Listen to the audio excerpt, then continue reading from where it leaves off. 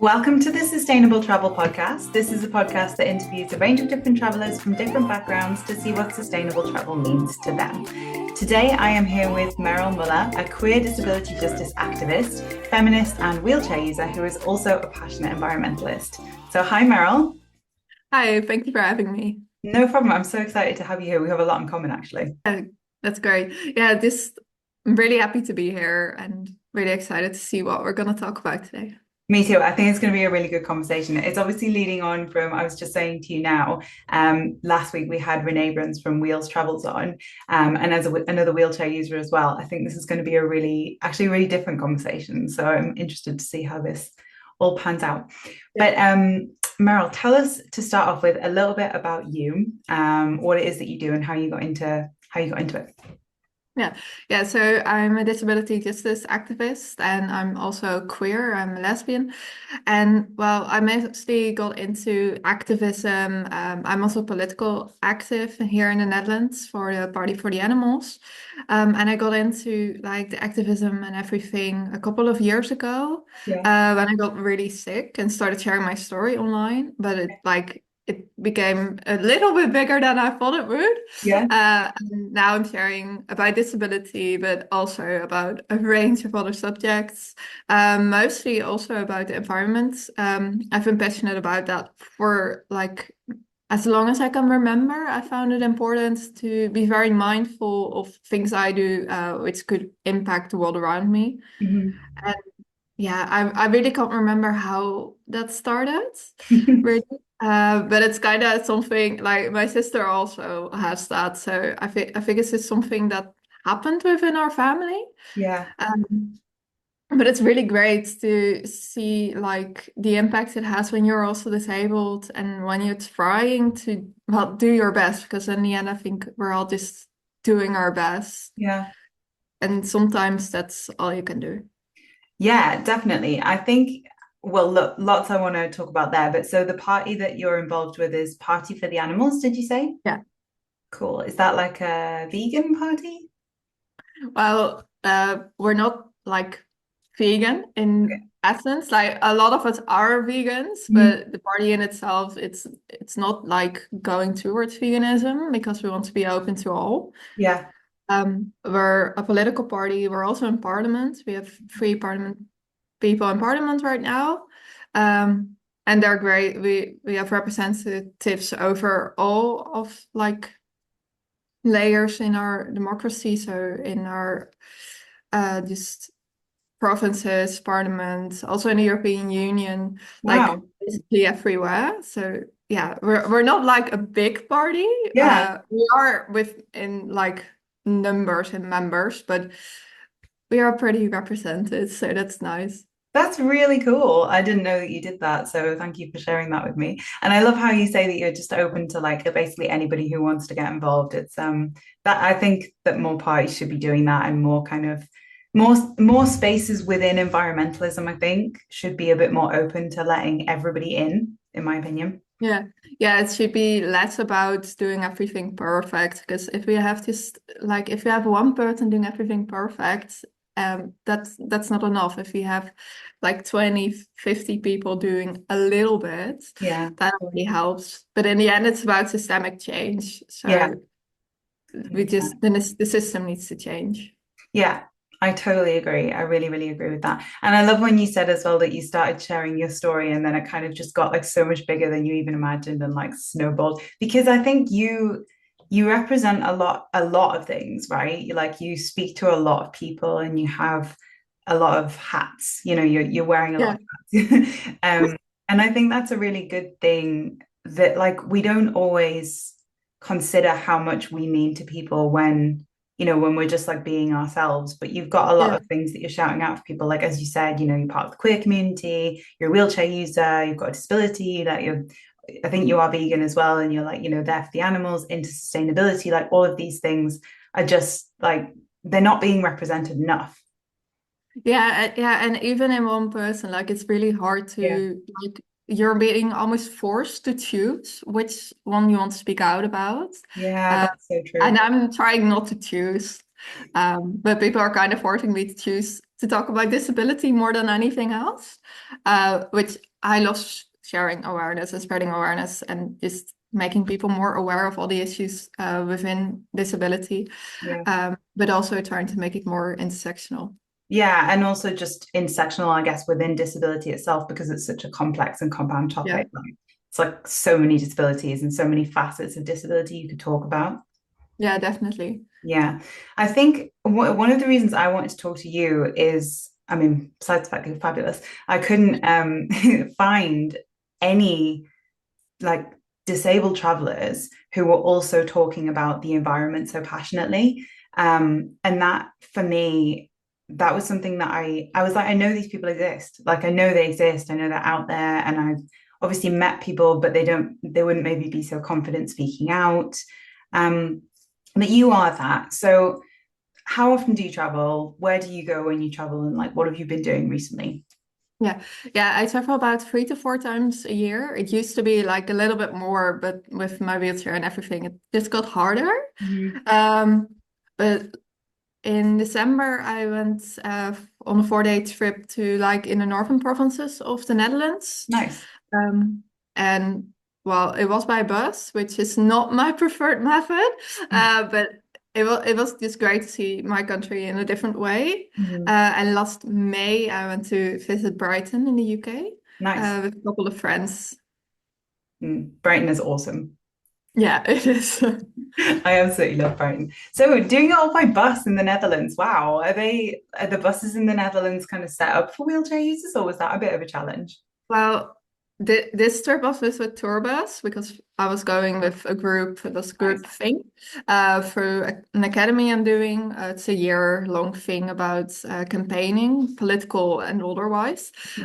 But we went to visit like 20 different things in those 4 days, Yeah. which was great. But like a bus is not that accessible, Yeah. especially a tour bus. Like this one had a lift, which I could go on with my wheelchair and it would go up and I could go in. But most of the time, that's not the case. No. And like just the public transport buses, usually they have a ramp, which is electric, which is just when the driver pushes a button, it goes out. Yeah. Um, they are broken a lot. Mm. The drivers like don't push the button and it doesn't go out a lot. Oh, in the Uh, Netherlands. yeah, especially in small places. Hmm. Um, like in the bigger cities, Utrecht, Amsterdam, it just works Yeah. most of the time. But in small places, yeah, it's not really the best thing. And then where I live, like in the city I live, I need to take a bus to get to the city center. Yeah. Um, I've been left a couple of times. Oh my Like, God. yeah, it's not perfect, definitely not. Yeah, definitely not. And like we're really gonna get into this, I think, at some point. I was gonna share it's a bit interesting you were talking about a tour bus, and I think that's really great that they had the lift that you could use. As you said, it's probably not the most accessible. I was gonna say Yeah. sustainable, accessible way because you're obviously like kind of cramped in and that sort of thing. I bet it's not like the most comfortable. I was on a tour in like parts of Southern Africa, Namibia, and Botswana. And the tour guide was actually telling us at one point about a disabled traveler that he'd had on one of his tours. And it was really interesting because so this tour guide that I had, like very like self-aware guy, really progressive, he was Kenyan. But even then, like he was talking and saying, we're not set up like to take disabled travelers. And he was saying this guy who was in a wheelchair when he was traveling around, he was very he was really self-advocating, and he was saying, I'm a wheelchair user, but like I can do this, like I just need you to help me get me on and off the bus. And it was so interesting listening to my tour guide talk because he was like, I mean, can you imagine? And I was like, this shouldn't be that radical. Like it really shouldn't be that radical that we can allow like help, not even allow, just like help people do things that they know they can do. Yeah, though it's like it's great if somebody talks about something like that, like if they saw it and chose to help. But yeah, no, it should not be that radical. Yeah. Definitely not. I think more of these tour companies like that we see that are kind of working towards sustainability, That's fantastic, but in my opinion, sustainability needs to be inclusive. So if we've got these companies like Intrepid, G Adventures, who are planning these big bus trips around the world, like I think we should be asking, what are you doing for disability advocacy? Like, how can disabled people get on your tours and how can they feel safe and looked after? Yeah, definitely. Because like those touring buses with the lift to get in, like those are not the majority, and definitely they are more expensive because they are usually bigger in size. But also you miss just like at least 6 seats in them. It's for most touring companies, this does not work or they don't want to invest in that. Mm, And they should, in my opinion. Like it's still not the most like comfortable way to travel, but as a disabled person, you should be able to go on tours like that. yeah, And there are so many ways that it could be made accessible, which is not like carrying somebody on the bus. yeah, Um, like there are ways to make it accessible, but it should not be up to the disabled person to tell someone like, I need exactly this yeah, to make it so. And yeah, like every disability is different. So like you still need to advocate for your own access needs, but yeah. there needs to be things possible without you doing so. Yeah, I agree. The reason I'm kind of bringing that up is obviously in our next sort of the next thing we're going to talk about, we're going to come on to like the challenges, I guess. But one thing that I think a lot of the time kind of intersects when it comes to disability versus access versus sustainability is cruises and that kind of travel where people are saying, I really need to do this because I'm disabled and it's the only way I can get around. And I feel that a great alternative to that would be group touring. Like, I think that group touring should be the next sort of industry that should be stepping up, really, and trying to take this on board as something that they advocate for. Yeah, because it's definitely easier when you're with a group to travel. Like solo travel as a disabled individual, it's just hard because then you're just responsible for everything on your own. Yeah. And I think group tours, like also because you're not experiencing everything alone, like it's great to be with a group when you travel. Um, but also it's way more, well, it should be way more accessible than solo travel. Yeah. So you went to the Netherlands, like the northern provinces, and then you went to Brighton. Yeah, where else have you been, like as a wheelchair user and even as not, like where do you love to travel? Yeah, I've been to Strasbourg in France. I've been to Portugal, but that was before I was in a wheelchair. Yeah. I was already disabled, but not a wheelchair user back then. Mhm. I've been to many parts of the UK actually, so it's too much to mention really. Been to Germany a lot Mhm. because I live close to the German border, so it's generally pretty easy to get there. Yeah. Nice. So, and I've been to Hungary once, but I was like, that's far away when you're trying not to use an airplane. Yeah, so that was going to be my next question. Have you been trying not to fly in? Because I think you are completely flight free now, right? Yeah. And how Yeah, have you gone? I've flown once and I was with the Portugal trip on the way back because we went there by bus. Hmm. Um, and then I got a concussion and I thought, yeah, I'm not gonna go in a bus for 34 hours again. Um, so I took the plane back, but that's I think that's really fair the enough. only time. So that's the only time in your life that Yeah, you've that's the only time. wow, that's impressive. And is that sustainability motivated? Mostly, yeah. At the moment, it's also because like planes are not the most accessible way of Yeah. traveling. Like so many wheelchairs get damaged, Yeah. and also with I have a feeding tube. I have gastroparesis, which means my stomach is partially paralyzed. Hmm. And I have a feeding tube for that. And taking feeds with me, that's like a lot. Yeah. And flying with it is not the easiest thing. Mhm. So now it's also out of necessity. But before it was mostly just sustainability motivated. Yeah, that's really cool. We did an episode with Lotta from the Sustainable Travel Guide, who is well, she's aiming to be flight free as well. And yeah, I think it's really interesting. I'm as flight free as I'm able to be at the moment. If it's short haul, then I'll always go overland, very long distances. And I really like it. Like I prefer the challenge of getting somewhere kind of overland. Yeah, yeah, like I love taking the train as well. Yeah. Before I was in a wheelchair, I went to Glasgow at some point, Hmm. which meant I had to stay in a hotel in London for my first night because going all the way there in one day Yeah. from where I live, so it's 2 hours to Amsterdam and then to London and then on to Glasgow. That was too far to do in one day, Yeah. but it was a really cool experience. And it Yeah. actually went pretty great for like the duration of the trip. You know, Um, honestly, trains in the UK are not that bad. Like yeah, people really complain about how expensive they are and all the rest of it, but I really like trains in the UK. yeah, Yeah. yeah. I heard so many stories before that, like they're bad and they take so long. They're delayed often. They're not delayed more than they are in the Netherlands. Really? Yeah. I mean, train travel is like one of those things where I feel like the world loves it, but it needs to get to such a point where we can have it be like an accessible price, but also kind of it works. Yeah, yeah, but also like the pricing point, Yeah. it needs to be less expensive than flying because until then, it's not the most accessible way. Yeah.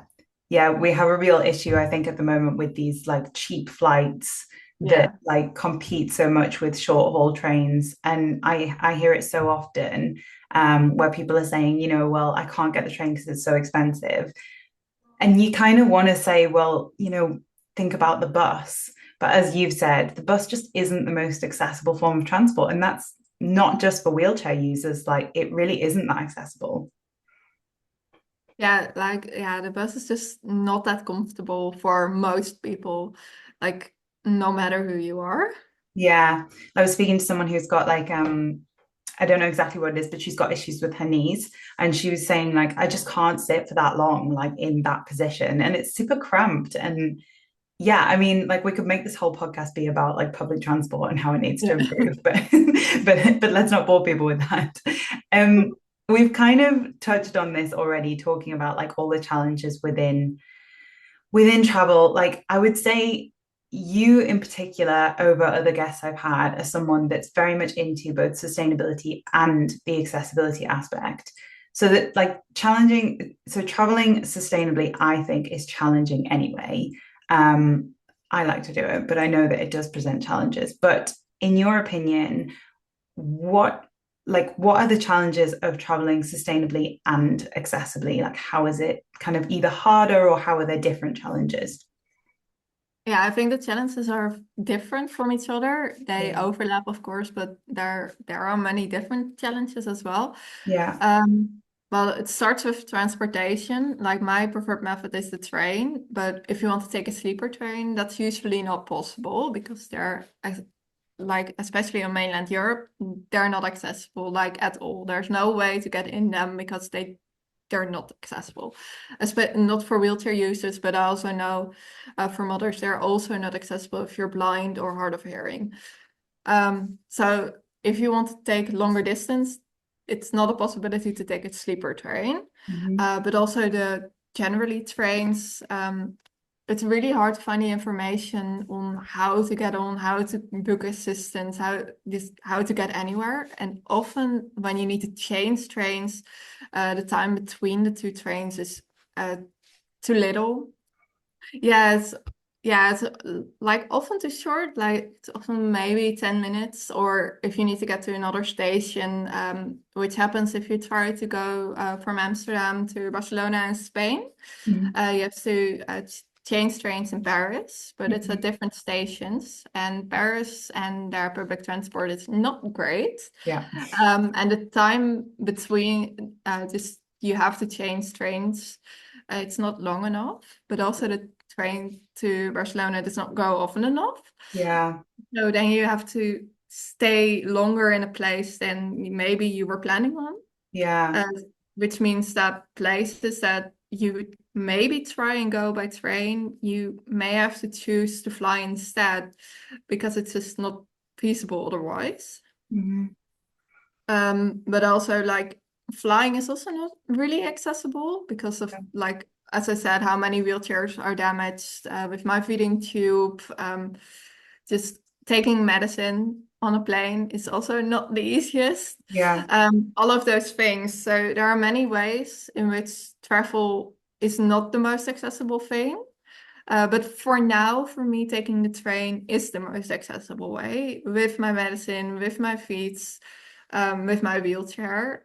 But the information is really hard to find, especially in the more southern part of Europe. It's just, yeah, finding the information, booking assistance, it's usually pretty tough and it's not the cheapest option, which yeah. also makes it less accessible.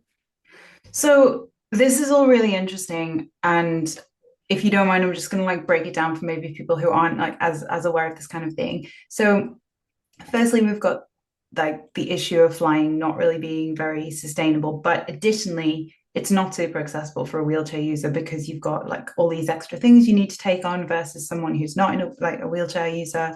And then there's the issue that they damage wheelchairs. It's not easy to take medication. Perhaps the staff aren't as helpful. So you in your position turn to trains, but then there's this extra issue. Like, obviously, you're very aware of trains when you travel, but there are a lot of people who maybe aren't as familiar with trains, and that might be more difficult for them. And then we've got the issue of timing as well. So things maybe take a little bit longer because if you need assistance with your wheelchair or with your medication, whatever it may be, there's not enough time for you to do that on public transport, right? Yeah, yeah, definitely. Which makes it hard to choose the sustainable option because I know a lot of people still choose the plane, even though wheelchairs get damaged, even though it's like a struggle to choose the choose to fly. Yeah. But it's still easier to find and still easier to get assistance there than get assistance to get on a train, Yeah. which I do think needs to change Yeah. because once you're on the train, it's like super easy and great to like it's better than a plane in my Yeah. opinion. Yeah. But getting there is not the easiest. That's so true. Like the lack of information, I think, is such a hurdle. Like it's almost like they're choosing the convenience of the flight, despite the fact that it might be inconvenient for them later, just because the information is there, which is vital. Like you need this information to be readily available. Yeah. Yeah, and also like there's then the other issue of where you're gonna stay when once you get to your destination, Yeah. because getting there is only one part of the problem. So tell us more Book, about that as well. yeah, like booking accessible accommodation. Like I try to look at sustainable hostels, hotels, but usually they don't have information on accessibility or not accurate information or just partial information. So they do tell if you can get into their building, but if not, if they have accessible rooms, Mhm. which means I still often book chain hotels or chain hostels. Um, like the Premier Inn, I know they have accessible rooms, and I know that when I book with them, when I give them a call and I book with them, I will get an accessible room. Yeah. And they're not the most sustainable, but that's a choice you make then because you do Yeah. want an accessible room.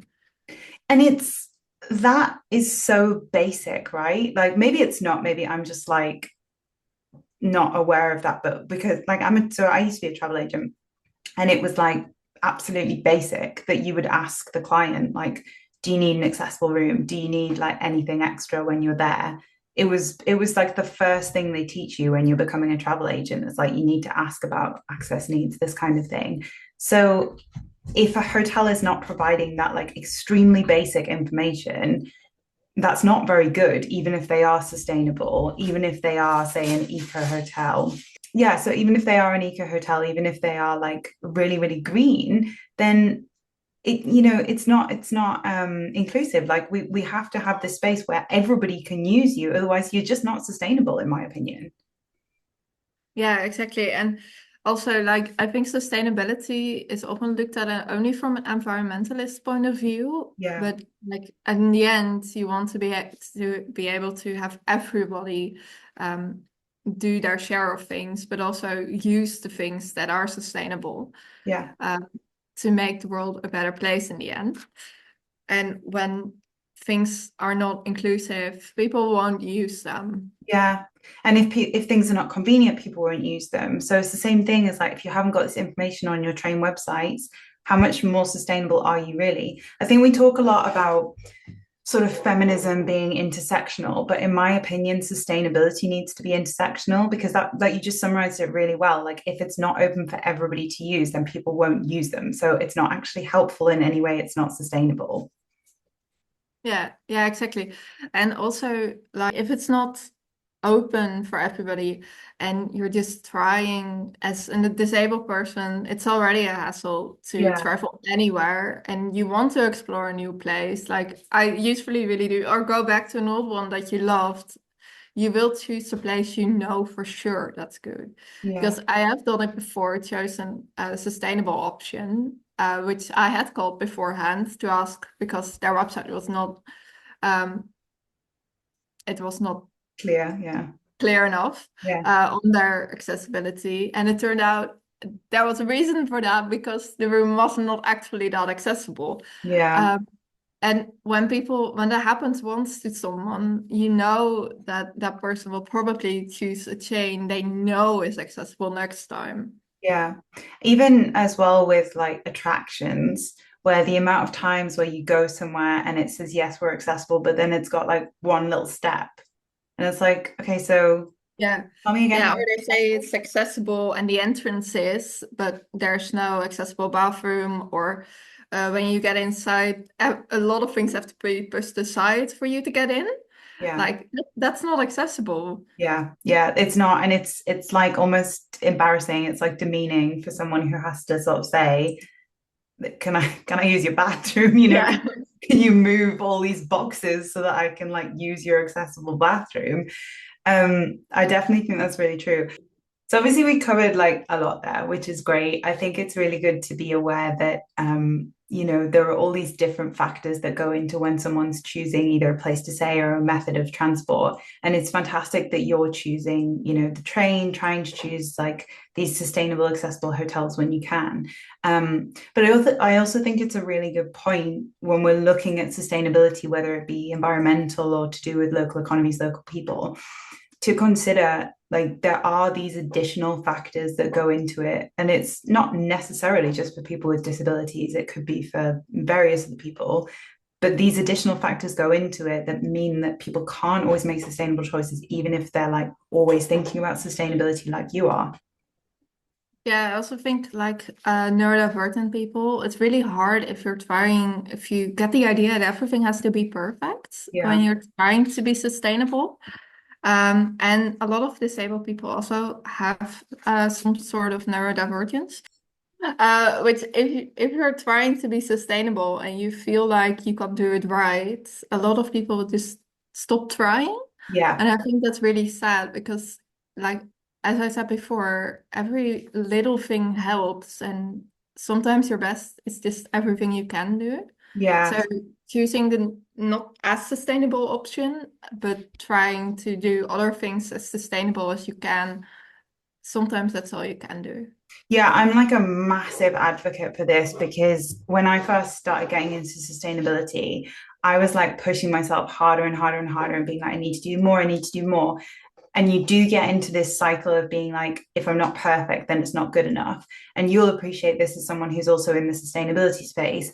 There's a lot of people within that space who, whether they mean to or not, and often I think they don't mean to, they're just focusing on themselves, can very much give off this attitude of like, well, what you're doing is not good enough and you've still messed up and you need to be aware of that and fix it.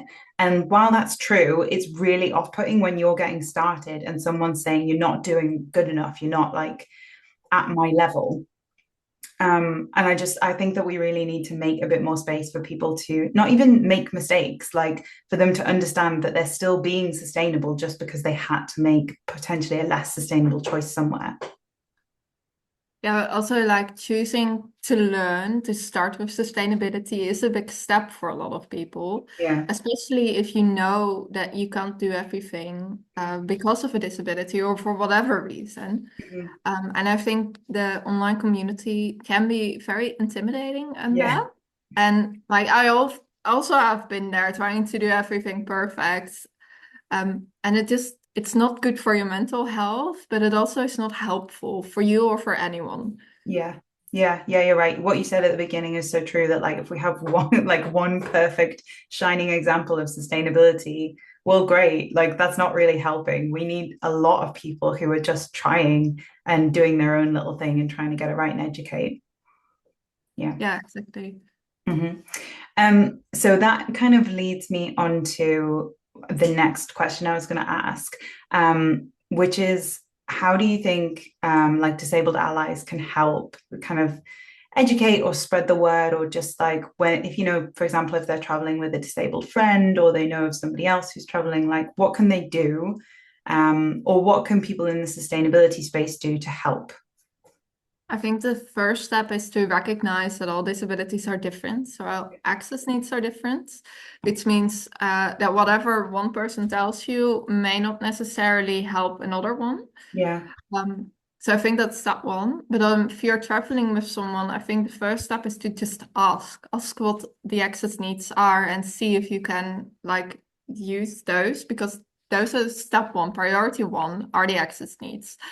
And then look at what you can make as sustainable as possible, but also be okay if it's not as sustainable as you would have wanted it to be had the access needs not existed. You mean like hotels and things that are Yeah. sustainability?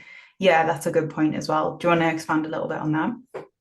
Yeah, I also think like it also like we say shop local, shop small, but a lot of smaller establishments are not that accessible, especially for wheelchair users, but also blind people, because they're usually very cramped. Yeah. And if they're not, there usually are steps, things like that, or the accessibility information is not easily found. hmm And I think like, yes, you want to shop local. Yes, that's a form of sustainability, but sometimes you do need to find a bigger place or a bigger chain to, for example, buy the food you're gonna eat while you're there. hmm Just because that place is sustainable and the smaller one isn't.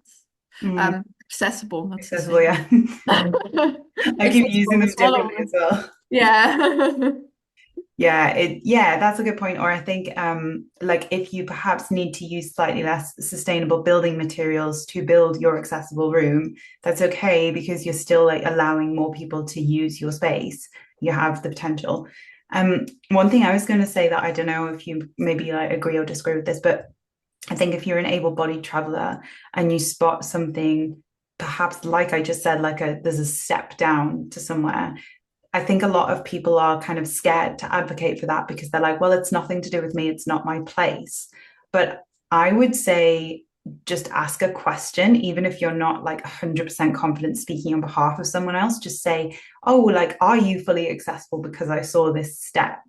And then you can write in, and at least it's something, you know? Yeah.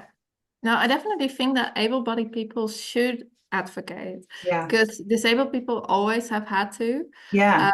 but we're not always the ones who are able to see the things, because we usually don't get to those places because we're not even sure if they're accessible. Yeah. But if able-bodied people say something about anything like that step down, um, it's usually also met with a little less, like a lot of people get angry, like we're trying so hard and we're trying to be accessible. But if an able-bodied person asks a question like that, it's usually met with like a little more kindness Really. and a little more understanding. Yeah. Yeah, that's interesting. Interesting. It's depressing, but Yeah, it's depressing, definitely. yeah, I But think there's like a you lot don't of get the, oh, but we're trying so hard. yeah, I mean that's interesting because I think that comes from like cognitive dissonance, you know, like if they've been really like I guess pushing for these things and they feel like they are trying and then someone's like, "Oh, I couldn't even go here because like there was no ramp, there was no lift." then sometimes it can be a bit of a slap in the face for them. I think it's hard for them to put that to one side and think, well, it upset me, but equally this person couldn't enter our establishment. That's kind of more important. Yeah, exactly. And I think if an able-bodied person just asks a question in form of, is it really accessible? Because I saw this. Mhm. Um, I think usually that's just it goes better than when a disabled person does it. Yeah, and the other thing as well is that if an able, so this is kind of again like quite depressing, but I think, as you said, a lot of the time disabled people can't get into these spaces, or they're not like welcome in these spaces. Like, not that they're not welcome, but they're made to feel unwelcome because the facilities are not there for them. So if they can't go into these spaces, or they don't want to go into these spaces, and they don't mention it, it's very easy for business owners to say, well, it's really not that much of an issue. We don't get that many people asking about it. But if an able-bodied person goes and says, I saw this, it puts it in their mind. It's the same thing as when you go to a restaurant and you create a bit of a fuss asking for a vegan option, even though you could like suck it up and go for the vegetarian option, then they're just going to keep providing vegetarian options. If you ask for Yeah, vegan, they'll exactly. probably provide them. Yeah. And it also helps like with other things, like also with the transportation, if the information is not readily accessible, if an able-bodied person goes and asks, that might help just put the idea in their heads. Even Yeah. if it like doesn't help at the exact moment that you ask, it does help in the future, hopefully. Yeah. Yeah, for sure. And there's so many things like I think sometimes it can get overwhelming because as you said, there's like access needs for visually impaired people, for people who are hard of hearing, for people who are neurodivergent. Like there's a lot of different needs. And even within like people who are wheelchair users, there's different access needs because of different types of wheelchairs and different like Yeah. abilities within that. So it's complicated. I would say to able-bodied people, don't overthink it. Just like ask the question. Yeah. Yeah, because there's no way you're gonna do it right for everyone because there's like as you said, there's so many different access needs and so many different abilities Yeah. within the disability community. Like there's no way you're gonna know if it will work for everyone because there are things that work for wheelchair users, but that definitely don't help the visually impaired. Maybe just even like makes it less accessible for them, and that's a balancing act. So there's no way you're gonna do it right for everyone, but just ask the question and Yeah. maybe like raise a little bit more awareness just by asking a question. Yeah, definitely. How do you feel? This is a bit of a segue, but how do you feel about places like guest houses and homestays? I would imagine that that is quite tricky and difficult. Yeah, so I've sometimes done that with a group of friends, but until now I've never really had a good experience with it as a Yeah. wheelchair user, because usually like the information just is not correct. Like they say they're accessible, but then there's a step or the bathroom is not big enough or the doorways. Like I have a small wheelchair, Yeah. so I usually fit through general sized doors. Mhm. Uh, and I know then, yeah, I fit, but like most people, most wheelchairs will not fit. Yeah. Um, so yeah, most of those stays that I've had as a wheelchair user have been with friends, so they could help me. Also, sometimes like lift me into like with my wheelchair um, into the houses. Yeah. So as a solo traveler or even just with my sister, I would never do that. Just Yeah. Yeah. like there are some I know that are accessible and there are places to find accessible ones, but for me it's just not worth the risk. Yeah. So I think, like, to sum up what you said again, then it's like more information needs to be available. Perhaps making some sustainability sacrifices in the sort of spirit of getting more people in that can actually spread the word and use what you're doing. Asking questions and advocating as an able-bodied traveler. I think that was all that we covered, wasn't it? Yeah. Yeah. I think those would be really good starting points. Um, so when you've been traveling, can you give us any kind of actually positive stories of where it has gone really right, both in terms of accessibility and sustainability, or either just one or the other? Yeah, I found the Eurostar very accessible. I Hmm. used it for the first time with a wheelchair, I think 2.5 years ago now. Hmm. That was still with my old wheelchair, which was really crappy. But it worked. Like the assistance, it was easily findable on the website. Also, how to book a wheelchair ticket, and you could just do it through the website. That's usually Nice. also not the case. Usually, you have to give them a call. But you could just book through the website, and also book assistance through the website, which was just easy to find, easy to book. They even sent an email confirming it, which is also often not the case. That's So nice. also didn't have to worry if it actually worked. Hmm. Um, and yeah, even on the train, like in the Eurostar, you get in like premier class something in a wheelchair. So you have a big space. You Hmm. even get a little meal with it. Like you don't even pay extra for that. So that's a That's nice nice. extra. uh, but it's like it's easy to get on because they're usually a bit earlier. As I used it in Rotterdam and Amsterdam. Hmm. That's London.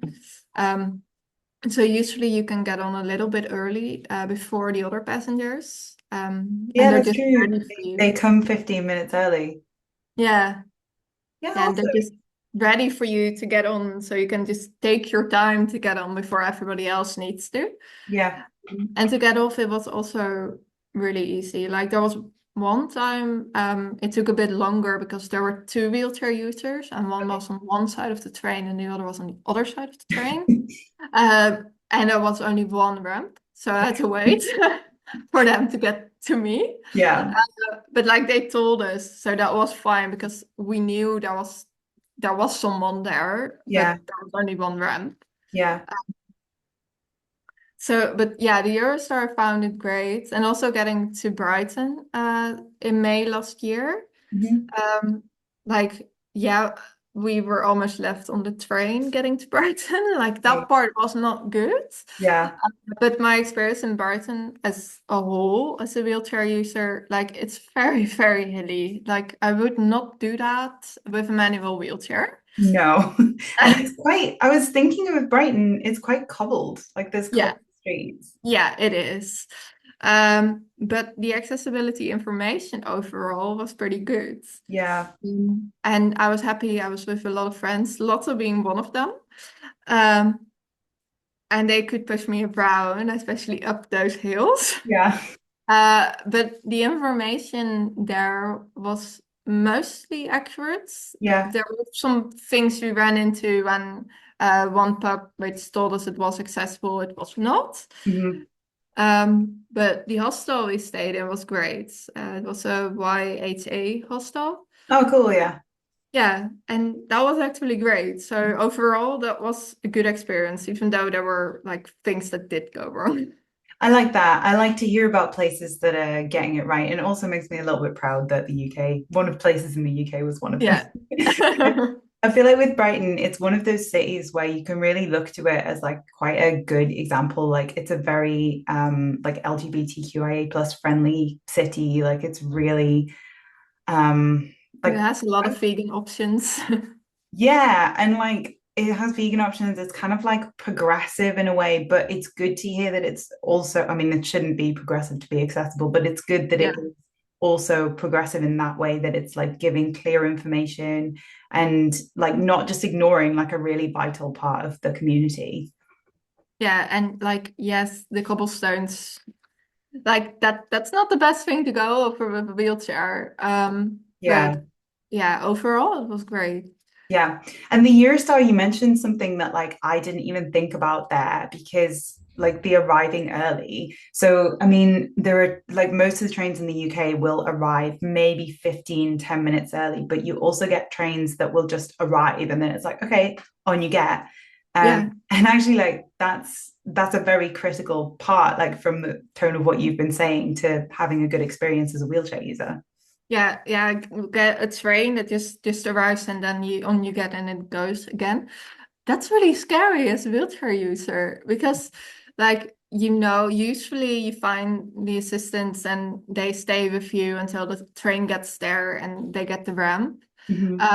But you have to be lucky that like the people on the train also know you're getting on there, because the ramp needs to be placed and you need to get in, and it takes a little while. Yeah.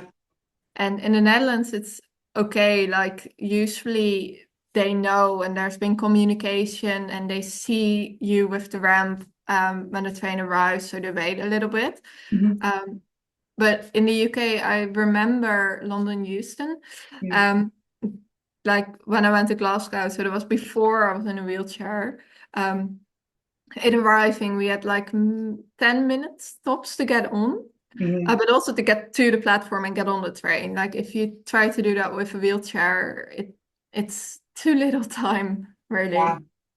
My mother-in-law is she has like really severe health issues, so she needs assistance when she gets on and off the train when she comes to visit us.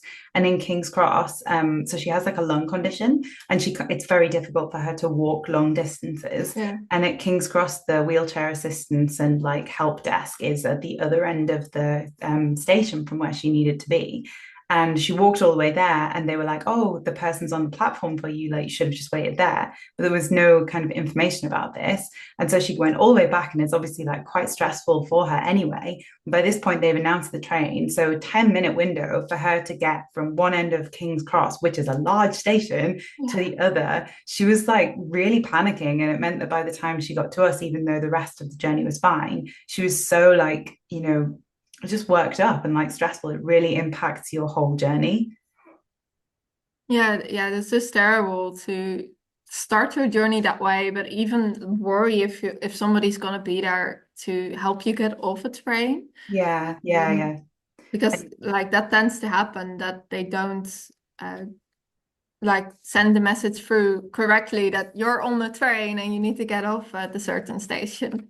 Yeah, like if you know that this person, like luckily we were there, but like if you know that at one end they were super disorganized, it's like, well, did you even inform the other end that I am waiting? Like, Yeah, yeah, probably not. I think like we've said, like there's so many experiences that make kind of like the disabled like collective, there's so many people who have different experiences as disabled people, but and I think that's one of the reasons why there's not this like cohesive system everywhere you go, because people are like, well, it's this way for my friend and it might be like completely different for someone else. yeah.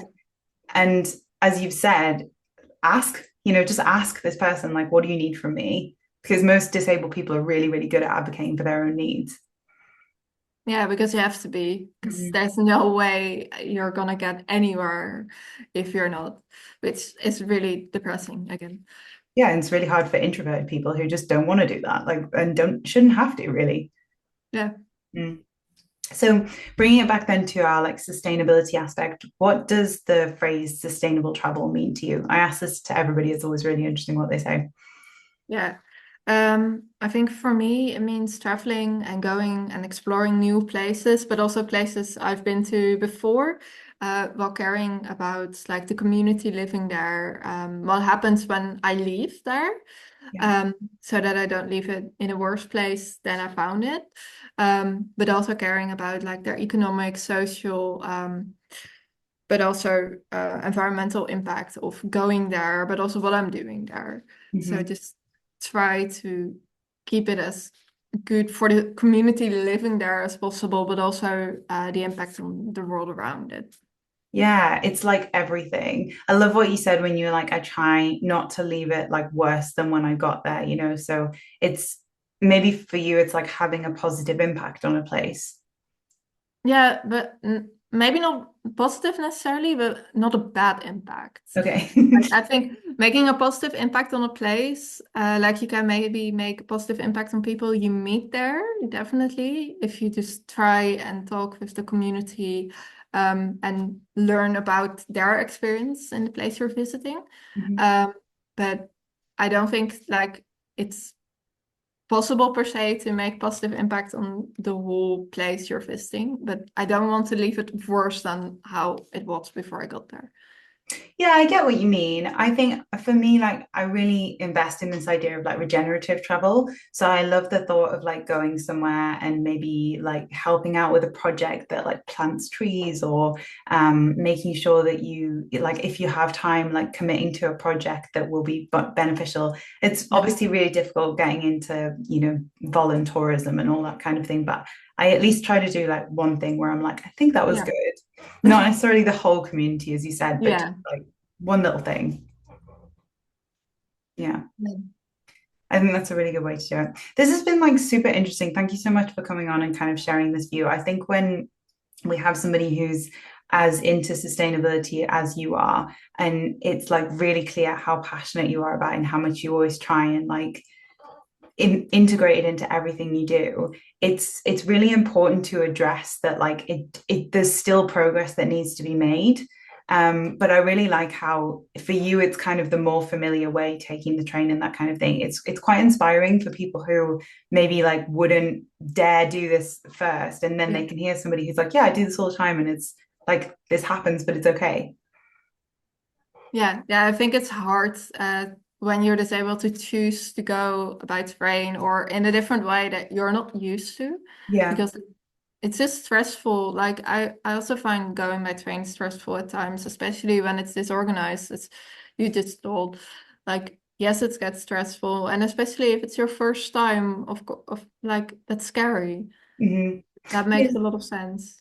I think it's important to recognize as well that like we all find certain things scary, like whether you're a wheelchair user or not, like sometimes going and doing that. Like I had, for example, I spoke to Kirsten from the Autistic Traveler, that's her handle on one of my podcasts a couple of weeks ago. And she was saying like for her, the experience of getting on a train is really, really overwhelming because she doesn't like know it. She's not used to it. So she will always choose a flight because she's like, I know what I'm getting into. I can choose my assistance. I can wear my sunflower lanyard. And as she also did mention France, which I found was interesting that you also Yeah. said the French public transport was hard because she was saying like she'd been to Paris and it was like super duper overwhelming to be at the Gare du Nord. And I think, like you said, like we all kind of have these things that are really like stressful to us the first time we do it, but it shouldn't necessarily hold you back if you want to try it. Yeah. Yeah, yeah, exactly. Yeah. Cool. Well, that was all the questions that I had to ask, unless you have anything else you want to add to this very interesting subject matter. Um, no, just thank you for having me. You're very welcome. So yeah, so what are you working on right now then, and where can people find you? Well, I'm gonna start with the latter one. You can find me on Instagram and TikTok. It's just Merel_Muller. And it's in Dutch mostly. So sorry in advance because I know that's not very accessible for English speaking people. You can Um, translate. yeah, you can translate. Um, and I'm currently like there's a lot of projects I'm working on. I'm starting one with the JKB. It's the Youth Climate Organization here in the Netherlands. So yeah, I can't really tell much about it, but I'm really excited to get Very good. started with them working on a campaign. Nice. That sounds cool. We'll have to follow along, but it's Yeah, real. We'll have to wait and see. yeah. Nice, cool. Well, thank you so much, Meryl. I will wrap up. This has been the Sustainable Travel Podcast. You can find us on Instagram at the Sustainable Travel Podcast, or we are also on Spotify and YouTube. Please don't forget to like and subscribe. And we also have a Facebook group, which is just called Sustainable Travel Tips Group. Thank you so much.